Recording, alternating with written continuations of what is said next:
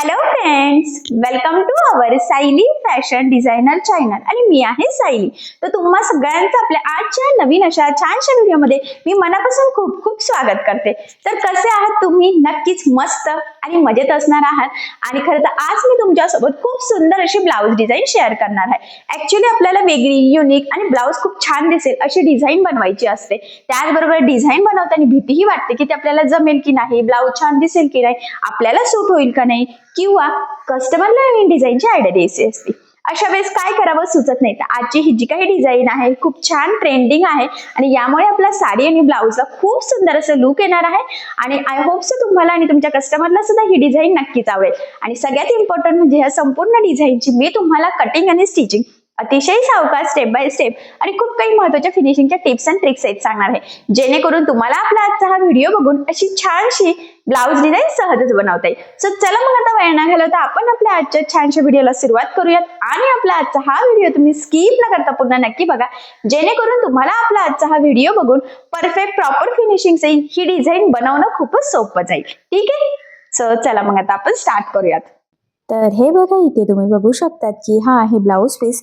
छान असा cotton साडीवरचा blouse piece आहे आणि यावर आज आपण खूप सुंदर अशी डिझाईन बनवणार आहोत. कारण बऱ्याचदा कॉटनच्या साडीवर डिझाईन कशी बनवावी हे सुचत नाही, तर ही डिझाईन तुम्ही नक्की ट्राय करू शकता. त्याचबरोबर अस्तर मेन फॅब्रिक असं दोन्हींची कटिंग झालेली आहे.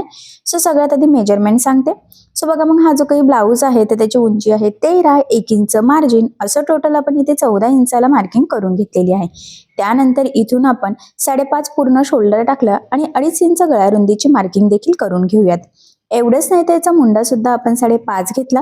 क्रॉसमध्ये 1.5ला मार्किंग करून बॅक साईडच्या मुंड्याचा शेप सुद्धा घेतला.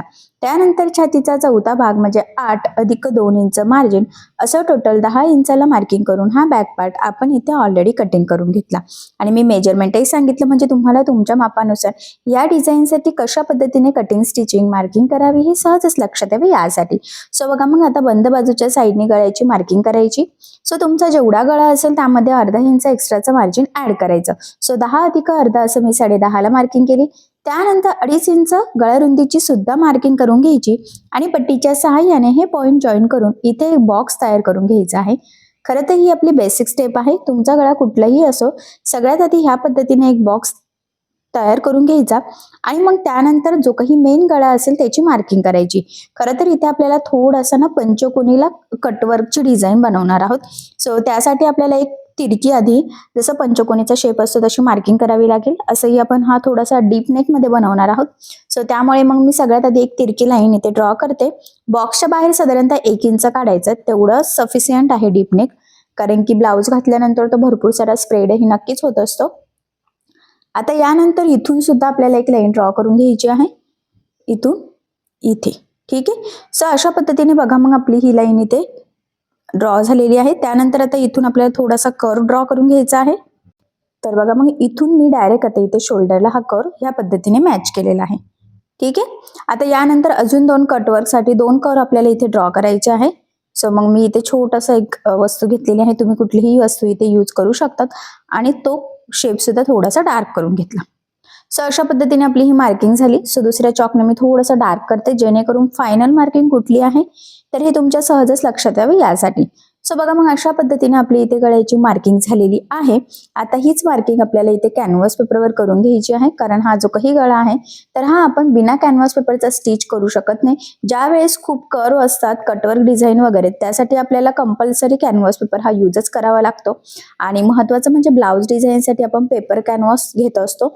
सो या पद्धतीने डबल फोल्ड करून घ्यायचा. बंद बाजू बरोबर बंद बाजूच्या साईडने ठेवून घ्यायची आहे. त्यानंतर मग स्केच पेनच्या सहाय्याने आपल्याला ही जी काही चॉकची मार्किंग फेंड दिसते तर ती आपल्याला इथे डार्क करून घ्यायची आहे. जरी तुम्हाला व्हिडिओमध्ये दिसत नसेल तरी सुद्धा तुम्ही ह्या पद्धतीने जर का कॅनव्हास पेपर ठेवला तर तुम्हाला सुद्धा नक्कीच मार्किंग फेंड दिसणार आहे. सो ती आपण इथे मार्क केली. आता हीच मार्किंग कॅनव्हास पेपरच्या दुसऱ्या साईडला सुद्धा फेंड दिसते, तर ती सुद्धा आपल्याला डार्क करून घ्यायची आहे, जेणेकरून सेंटर पासून दोन्ही साईडने आपला गळ्याचा शेप सेम यावा. त्यासाठी खरं तर ही स्टेप खूपच इम्पॉर्टंट आहे. अशा पद्धतीने कॅनव्हास पेपरवर मार्किंग झालेली आहे. सो आता आपण कडेने 1 इंच एवढं मार्जिन ठेवत हा कॅनव्हास पेपर इथे कटिंग करून घेऊयात. आणि इथे सुद्धा सेंटरला कट मारून घ्यायचा आहे. ठीक आहे, अशा पद्धतीने मग कॅनव्हास पेपरवर सुद्धा आपली गळ्याची मार्किंग करून झालेली आहे. सो आता आपण इथे स्टिच करायला सुरुवात करूयात. तर इथे सगळ्यात आधी आता आपल्याला अस्तर आणि मेन फॅब्रिक एकमेकाला जोडून घ्यायचं आहे. त्यासाठी काय करायचं, हा जो काही मेन फॅब्रिक आहे म्हणजे ब्लाऊज पीसचा कपडा, तर तो आपल्याला इथे सरळ ठेवायचा आहे आणि आपण कटिंग केलेला जो काही अस्तरचा पार्ट आहे तर तो यावर ह्या पद्धतीने ठेवून घ्यायचा. आणि सगळ्यात आधी आता कमरेच्या साईडने साधारणतः अर्धा इंच असं एकसारखं मार्जिन ठेवत आपल्याला इथे सिंपल अशी एक टीप मारून घ्यायची आहे. एकसारखं मार्जिन राहील याची सुद्धा आपल्याला खरं तर इथे काळजी घ्यायची आहे. आता टीप मारून झाल्यानंतर जे काही एक्स्ट्राचं मेन फॅब्रिक आहे तर ते आपण इथे कटिंग करून घेऊयात. आणि यानंतर आता हा पार्ट सरळ करून कमरेच्या साईडला द्यायची आहे आपल्याला दाबटीप. सो बघा मग आता इथे दाबटीप देताना अस्तरचा जो काही आतला कपडा आहे तर तो वरती दिसणार नाही याची आपल्याला काळजी घ्यायची आहे, कारण फिटिंग आणि फिनिशिंगसाठी हा पॉईंट खूपच इम्पॉर्टंट आहे. आणि इथे बघू शकतो कमरेचा पार्ट किती परफेक्ट असा रेडीही झालेला आहे. यानंतर आता अस्तर आणि मेन फॅब्रिक कडेकडेने जोडून घ्यायचं. आता हे जोडताना जेवढं शक्य आहे तेवढं कमीत कमी मार्जिन आपल्याला इथे पकडायचं आहे, कारण हे मार्जिन आपण कुठेही कॅल्क्युलेट केलेलं नसतं. त्याचबरोबर जोडताना कुठे गोळा होणार नाही, तिरकं जाणार नाही, कुठे फुगा यायला नको, तर ह्या सगळ्या गोष्टींची आपल्याला काळजी घ्यायची. आता हे जोडून झाल्यानंतर जे काही एक्स्ट्राचं मेन फॅब्रिक म्हणजेच ब्लाऊज पीसचा एक्स्ट्राचा कपडा आहे तर तो कटिंग करून परफेक्ट मापाचा बॅक पार्ट इथे आपल्याला रेडी करून घ्यायचा आहे.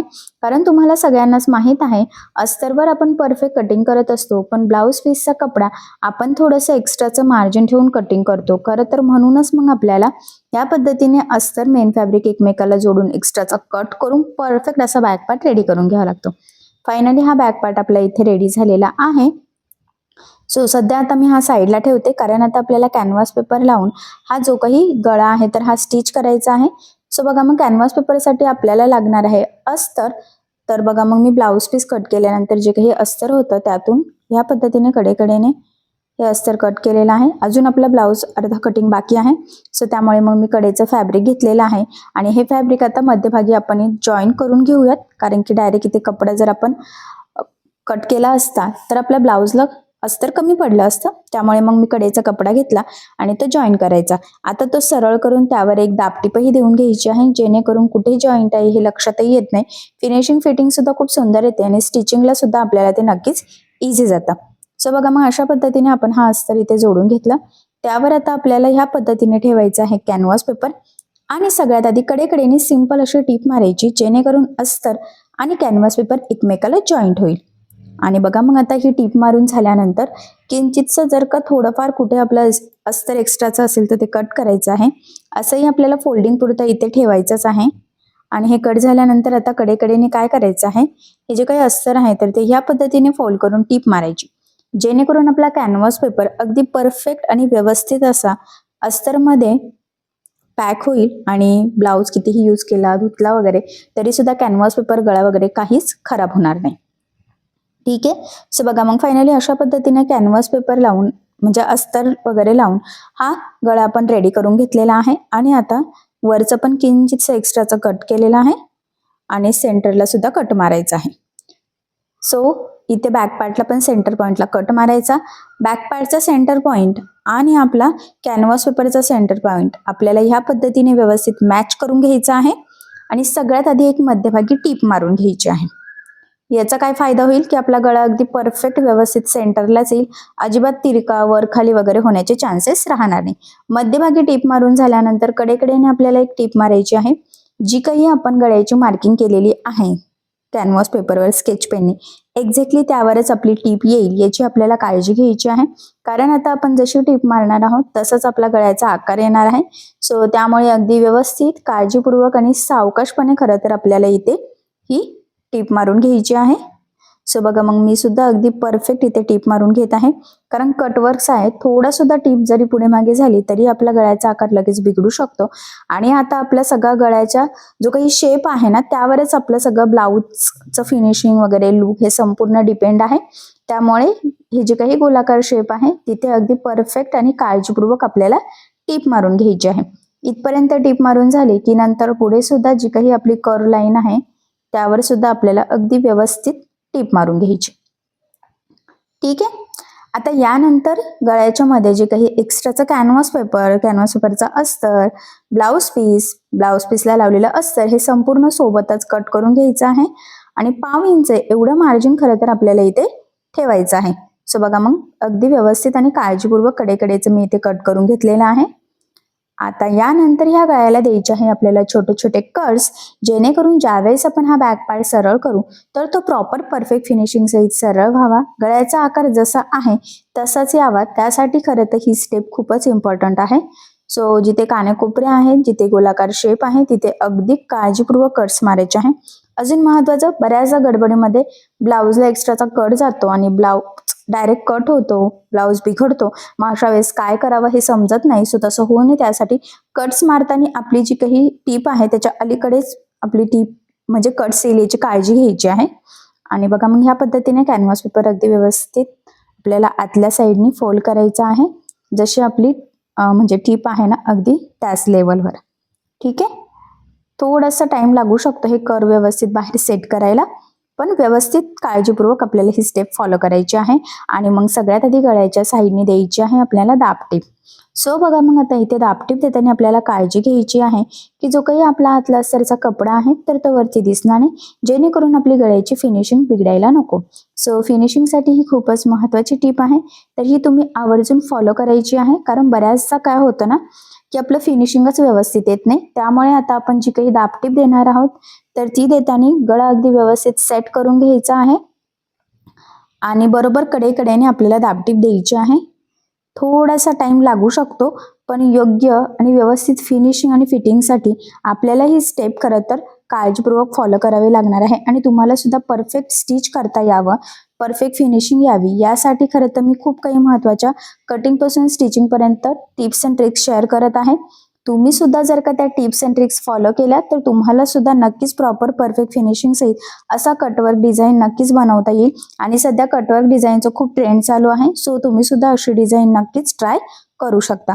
आणि बघा फायनली किती परफेक्ट असं फिनिशिंग सहित आपला गळा इथे रेडी झालेला आहे. बघितल्यावरच लक्षात येते किती सुंदर असा सेटही झालेला आहे. ठीक आहे. यानंतर आता पुढची स्टेप आहे ती म्हणजे इथे एखादी लेस लावणं. ऍक्च्युली इथे कटवर्क आहे आणि कटवर्कला लेस लावणं खरं तर खूप अवघड असतं.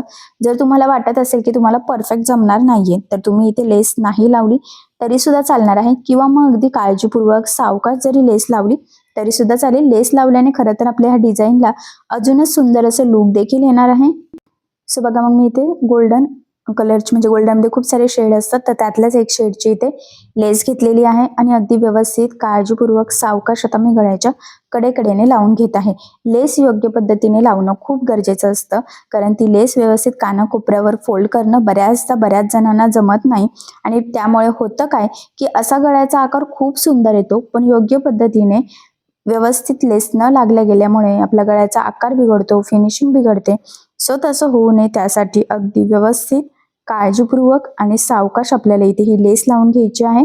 तर बघा तुम्ही बघू शकतात इथे मी अगदी व्यवस्थित काळजीपूर्वक लेस जिथे पाहिजे तिथे फोल्ड करून घेत आहे. सो तुम्ही सुद्धा जर ह्याच पद्धतीने लेस लावण्याचा प्रयत्न केला तर तुम्हाला सुद्धा योग्य पद्धतीने लेस नक्कीच लावता येईल आणि लेसमुळे तुमची फिनिशिंग बिघडणार नाही, तर ब्लाऊज अजूनच सुंदर नक्कीच दिसेल. फक्त थोडंसं सावकाशपणे आपल्याला लेस लावायची आहे. खूप गडबड करण्याची गरज नाही, कारण 2 मिनिटाची 5 मिनिटाची गडबड करा तर ब्लाऊज सगळा बिघडू शकतो, फिनिशिंग बिघडू शकते. त्यामुळे एक्स्ट्राचे 2-3 मिनिटं 5 मिनिटं लागले तरी सुद्धा चालेल, पण फिनिशिंग मेंटेन राहणं खरं तर खूप गरजेचं आहे. ऍक्च्युली मी नेहमीच सांगत असते की तुम्ही डिझाईन कुठली बनवताय, किती साधी आहे, सोपी, किती अवघड आहे, या सगळ्यांपेक्षा महत्वाचं असतं की ती किती फिनिशिंग सहित तयार होते. तुमचा ब्लाऊज सिंपल असेल, डिझाईन सिंपल असेल तरी चालेल, पण फिनिशिंग व्यवस्थित पाहिजे. कारण तुम्ही कितीही भारी डिझाईन बनवली आणि त्याला जर फिनिशिंग नसेल तर ब्लाऊज अजिबात व्यवस्थित दिसत नाही. त्यामुळे फिनिशिंग खूप म्हणजे खूप महत्वाची आहे. अजून एक महत्वाचा पॉइंट आहे, लेस तुम्ही कुठलीही लावा, जाड बारीक, पण लेसला नेहमी दोन्ही साईडनी टीप देण्याची सवय लावून घ्यायची. त्याचे 2-3 फायदे आहे. सगळ्यात महत्वाचं म्हणजे काय होतं की लेस पॅक लागली जाते, ती वरती तरंगत सुद्धा नाही, आणि मोस्ट इम्पॉर्टंट म्हणजे फिनिशिंग खूप सुंदर येते. त्यामुळे तुम्ही सुद्धा जेव्हा जेव्हा शक्य आहे, जेवढं म्हणजे मी तर मला 2 मिनिटं एक्स्ट्रा काढले तरी चालेल, पण लेसला आवर्जून आठवणीने दोन्ही साईडनी टीप द्यायची आहे. मी सुद्धा इथे देऊन घेते. ठीक आहे. सो बघा किती छान प्रॉपर परफेक्ट फिनिशिंग सहित आपली इथे लेसही लागली गेलेली आहे. तुम्ही बघू शकतात गळा अजून सुंदर असं उठून दिसतोय. आता यानंतर पुढची स्टेप आहे ती म्हणजे बॅक साईडला टक्स टाकणे. सो बघा मग सेंटर पासून 4-4.5 ला मार्किंग करायची आणि उभं सुद्धा 4 इंचाच्या टक्स पॉईंटची मी इथे मार्किंग करून घेतलेली आहे. सेम तशीच मार्किंग दुसऱ्या साईडला सुद्धा करून घ्यायची आणि जी मार्किंग केलेली आहे एक्झॅक्टली त्यावरच आपल्याला इथे टक्स टाकायचा. सो या पद्धतीने फोल्ड करून तिरका टक्स टाकायचा आहे. टक्सला सुरुवातीला नेहमी डबल टिप देऊन लॉकही करायचं आहे. एवढंच नाही तर संपूर्ण टक्सला सुद्धा मी इथे डबल टिप देऊन घेतलेली आहे. ऍक्च्युली नेहमीच सांगत असते की योग्य पद्धतीने टक्स टाकणं खूप गरजेचं असतं, कारण बऱ्याचदा जर योग्य पद्धतीने टक्स टाकले नाही तर मग ब्लाऊज फिटिंगला व्यवस्थित बसत नाही, कमरेच्या साईडला तो वरती तरंगतो. सो त्यासाठी अगदी व्यवस्थित आणि काळजीपूर्वक टक्स टाकून घ्यायचे. त्यानंतर आता बघा मी इथे 1 मीटर नॉट घेतलेली आहे.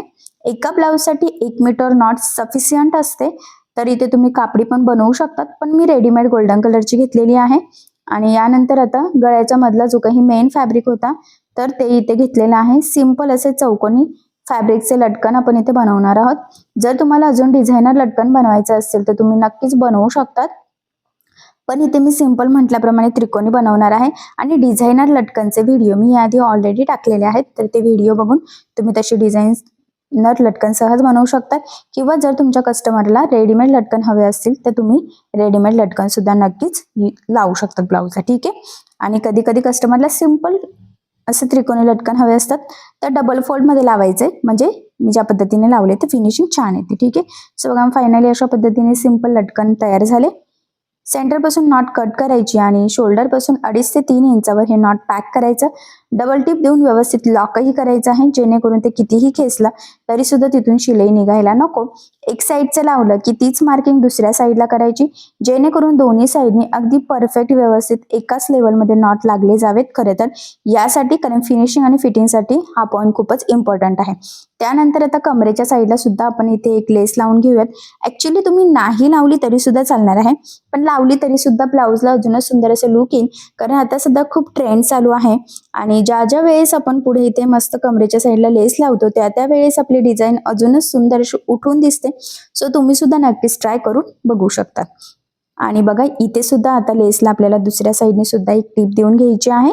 सो संपूर्ण डिझाईनची कटिंग स्टिचिंग करताना ज्या काही महत्त्वाच्या टिप्स अँड ट्रिक्स मी तुमच्यासोबत शेअर केलेल्या आहेत तर त्या तुम्ही आवर्जून फॉलो करायच्या आहे, म्हणजे तुम्हाला सुद्धा नक्कीच कुठलीही डिझाईन असली तरी सुद्धा परफेक्ट प्रॉपर फिनिशिंग सहित नक्कीच स्टिच करता यावी. यासाठी मी नॉट इथे सिंपल असे बांधून घेतलेले आहे.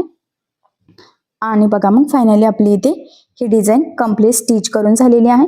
सो जवळ लुक दाखवते, म्हणजे तुम्हाला नक्कीच आयडिया येईल की आपली डिझाईन कशी तयार झाली, फिनिशिंग वगैरे कशी आहे ते. ठीक आहे. सो बघा मग फायनली खूप सुंदर अशी आपण आज इथे ही डिझाईन बनवून घेतलेली आहे. बघितल्यावरच लक्षात येते फिनिशिंग वगैरे किती सुंदर आलेली आहे. गळ्याचा आकारही अगदी व्यवस्थित आलेला आहे. लेसही खूप मस्त आहे. आणि बऱ्याच असं कॉटन किंवा ब्रॉकेट टाईप जर का ब्लाऊज पीस असेल तर कशी डिझाईन बनवावी सुचत नाही, तर ही डिझाईन तुम्ही नक्कीच बनवू शकतात. या छानशा डिझाईनमुळे आपल्या साडीला आणि ब्लाऊजला खूप सुंदर असं लुक येणार आहे. आणि मी मगाशीच म्हटल्याप्रमाणे सध्या कटवर्कचं खूप ट्रेंड चालू आहे. सो कटवर्क मध्ये अशा पद्धतीची डिझाईन तुम्ही नक्की ट्राय करून बघा. आणि बऱ्याचदा कस्टमरला सुद्धा नवीन डिझाईनची आयडिया हवी असते आणि आपल्याला सुचतच नाही की कस्टमरला कुठली नवीन डिझाईन सांगावे, तर ही डिझाईन तुम्ही नक्कीच कस्टमरला सांगू शकतात. आय होप सो तुम्हाला आपली आजची ही डिझाईन नक्कीच आवडेल आणि तुमच्या कस्टमरला सुद्धा नक्कीच आवडेल. सो मग तुम्ही अशी डिझाईन नक्की बनवून बघा. नक्कीच या छानशा लेटेस्ट ट्रेंडिंग न्यू लुक मधल्या डिझाईनमुळे आपल्या साडीला आणि ब्लाऊजला खूप सुंदर असं लुक येईल. ठीक आहे. सो बघा मग फायनली खरं तर खूप छान प्रॉपर फिटिंग आणि फिनिशिंग सहित आपली ही डिझाईन तयार झालेली आहे. बघितल्यावरच लक्षात येते की फिनिशिंग किती सुंदर आलेली आहे. आणि सगळ्यात इम्पॉर्टंट म्हणजे मी तुम्हाला या डिझाईनची संपूर्ण कटिंग आणि स्टिचिंग अतिशय सावकाश स्टेप बाय स्टेप आणि खूप काही महत्त्वाच्या फिनिशिंगच्या टिप्स अँड ट्रिक्स सहित सांगितलेले आहे, जेणेकरून फक्त व्हिडिओ बघून तुम्हाला डिझाईन बनवणंच नाही तर ती प्रॉपर फिनिशिंग सहित कशी बनवावी तर हे देखील सहजच लक्षात यावं यासाठी. सो अशी छानशी डिझाईन तुम्ही नक्की ट्राय करून बघा. आणि जर यामध्ये तुम्हाला काही प्रॉब्लेम येत असेल तर मला कमेंट करून नक्कीच कळवा. मी तुमच्या प्रश्नाचे उत्तर देण्याचा नक्कीच प्रयत्न करेन. ठीक आहे. सो चला मग आता आपण आपला आजचा छानसा व्हिडिओ इथेच थांबूयात. आणि तुम्हाला आपला आजचा व्हिडिओ कसा वाटला हे मला कमेंट करून नक्की कळवा. त्याचबरोबर आपला व्हिडिओ आवडला असेल व्हिडिओला लाईक करायला विसरू नका. आणि असेच नवनवीन छानसे व्हिडिओज बघण्यासाठी आपल्या सायली फॅशन डिझायनर या चॅनलला सबस्क्राईब करा. आणि ज्या वेळेस तुम्ही सबस्क्राईब कराल त्यावेळेस त्यासमोरील बेल आयकॉन ही नक्की प्रेस करा. त्यामुळे काय होईल, जेव्हा मी नवीन व्हिडिओज टाकेल त्याचं नोटिफिकेशन तुम्हाला तुमच्या मोबाईलवर येईल. ठीक आहे. सो चला मग भेटूया पुन्हा नवीन अशा छानशा व्हिडिओमध्ये. तोपर्यंत टेक केअर, काळजी घ्या. आणि आपला आजचा व्हिडिओ शेवटपर्यंत पूर्ण बघितल्याबद्दल thank you so much. Bye bye.